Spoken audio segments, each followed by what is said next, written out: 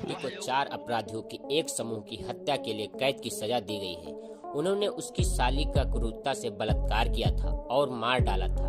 विशाल अदालत में न्याय पाने की कोशिश करता है, लेकिन असफल रहता है और भ्रष्ट वकील की मदद से पुरुषों को जेल से रिहा कर दिया जाता है।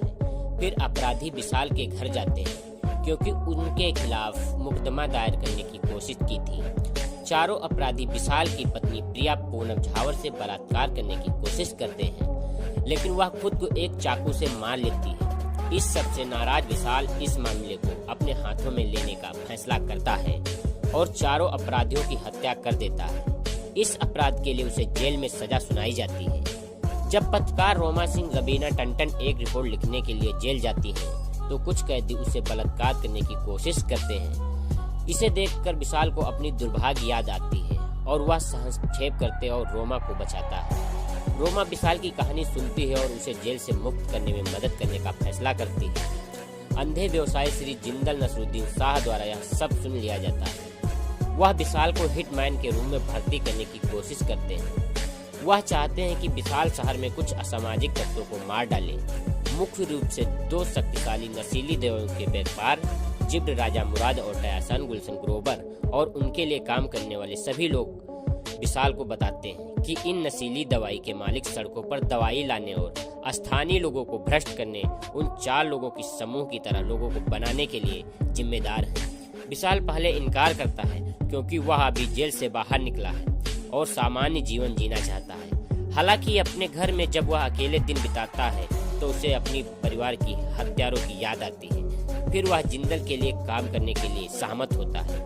इंस्पेक्टर साहू परेसरावल बहुत लालची है। जिब्रान के लिए एक सूचनार्थी बन जाता है। वह पैसे के बदले में जिब्रान को पुलिस विभाग के सभी आंतरिक मामलों को खुलासा करता है। पुलिस इंस्पेक्टर अमर सक्सेना अक्षय कुमार दवा व्यापार संदिग्धों को पकड़ने की कोशिश कर रहा है। वह विशाल की रिहाई के बारे में नाखुश है। वह मानता है कि उसके द्वारा की गई हत्याओं के कारण वह जेल में रहने का हकदार है।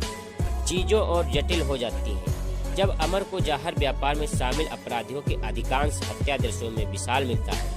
विशाल हत्या पर हत्या किया जाता है, जब तक वह महसूस नहीं करता कि आयुक्त सदाशिव अमरापुरकर भी सोचता है कि अज्ञात हत्यारा पुलिस की तुलना में समाज की अधिक मदद कर रहा है। विशाल आयुक्त को मारने से इनकार कर देता है। इस प्रकार वह अपने मालिक जिंदल को गुस्सा दिला देता है। विशाल तब महसूस करता है कि जिंदल अंधे नहीं हैं और असली खलनायक वही है। वह उसे मोहरा की तरह इस्तेमाल कर रहे थे। जिंदल विशाल को बताता है कि जिब्रान टायसन उसके प्रतिद्वंदियों के उसने भी स्वीकार किया कि उसने सच्चाई को छुपाने के लिए अपनी पत्नी पूजा प्रिया तेंदुलकर और इंस्पेक्टर करण सक्सेना, जो अमर के पिता थे, की हत्या कर दी थी। पुलिस से बचने के लिए अंधेपन का नाटक किया। उसके संगीतकार हैं। यह एल्बम 1994 की दूसरी सबसे ज्यादा बिकने वाली फिल्म थी। जी हाँ, यह फिल्म 1994 की दूसरी सबसे ज्यादा बिकने वाली फिल्म थी। गीत ना कजरे की धार गीत मूल रूप से कल्याण जी आनंद जी द्वारा रचित तथा गीत मूल रूप से मुकेश द्वारा गाया गया था। फ्रेंड्स, तो अगर आपको वीडियो पसंद आए तो प्लीज वीडियो लाइक और सब्सक्राइब जरूर करें। थैंक यू, धन्यवाद।